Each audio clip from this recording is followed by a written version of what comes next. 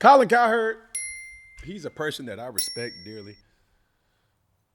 May not always agree with him. Mm-hmm. And with me and Peggy being new members of the media, you know what I'm saying? Yeah, some things that people make takes and people states opinions and, you know what I'm saying? Jason McIntyre, I put him in that same list as well, too. Contrary to popular belief, I love when people make takes that I don't agree with. Mm.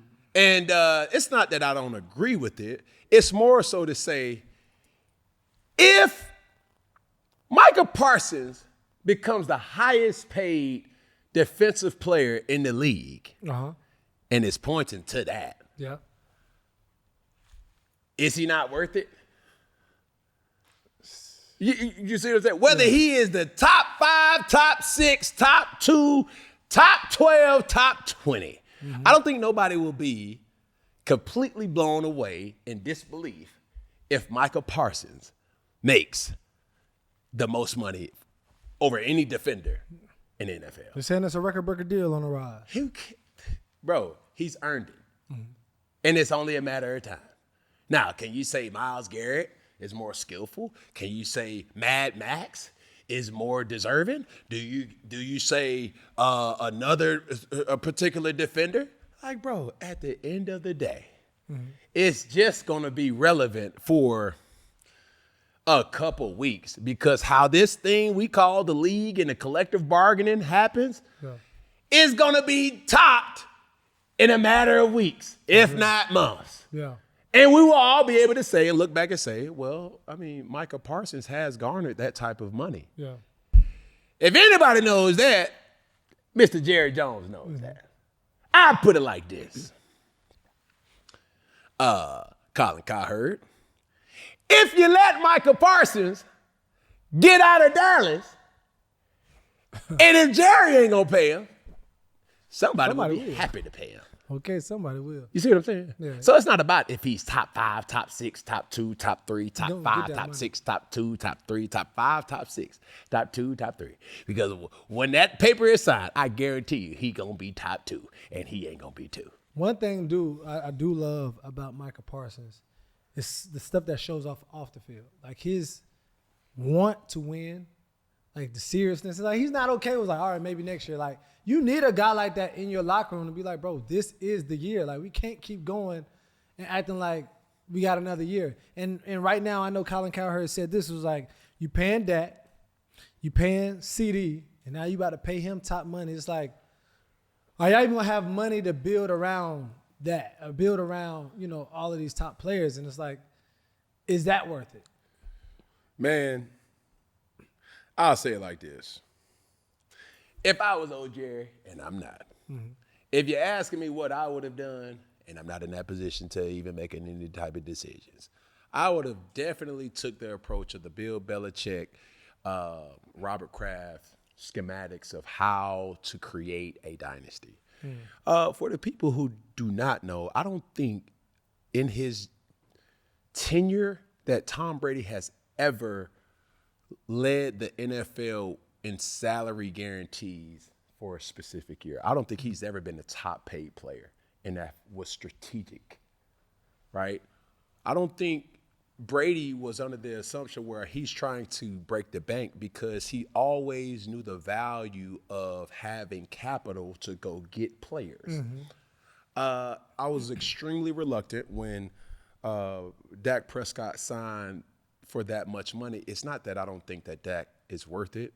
It's subjective to an argument. But the reason why I say it is this, is because when you garner that much money and Dak Prescott has so much. CD, I think this is his first kind of contract. Big boy deal, yeah. Well, Dak is on his third contract.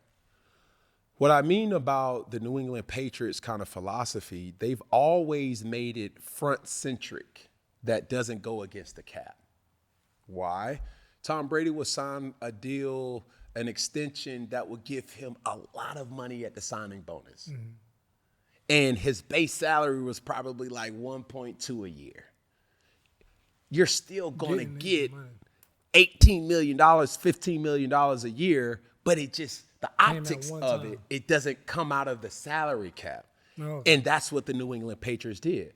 So I'm saying all that to say the optics for a Dak Prescott deal, he's getting paid $60 million a year. That's $3.5 million a week. That's Pablo Escobar.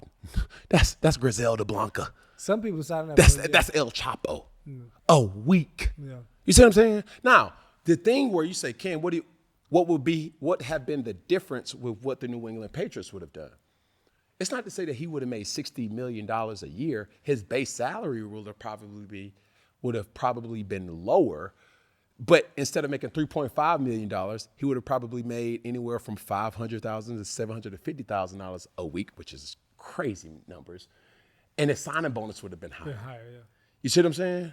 Like, it's so many numbers and there's so many dashes and there's so many carry the one and times that, divide that, cut that. But let me ask you this, though. It's a lot. So even if the Patriots is proven, why don't you think teams don't give more on the signing bonus? Is it because it's guaranteed if a player hasn't proven himself? The thing that the Patriots have done, and Bill Belichick and Robert Kraft had did for such a long time, they had already knew, like they knew what the players, or the players already knew what to expect from them.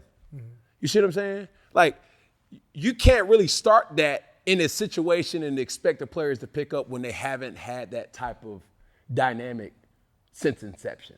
You see what I'm saying? When they started building the dynasty and said, okay, we were in one. All right, now we want veteran players that are really good, that still have a lot to prove it players. We're going to pay them on a 2 to 3 year type of situation. We're not going to max out. I don't think there's been a lot of players that New England has really invested in over a 5 to 6 to 7 year plan because they're trying to always win right now. Yeah, that's even with the you see what I'm saying? Stephon Diggs. So even with that situation, they have clauses and back out deals. It's like, okay, well, if you don't do that, then we ain't obligated to pay you this. We're gonna give you it on a signing bonus, but our base is gonna be protected. It doesn't really hit our salary cap.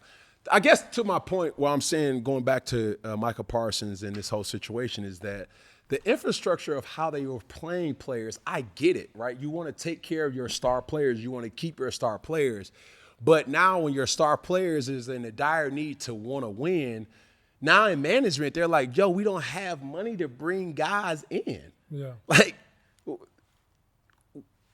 they say? We strapped for cash. We strapped for cash.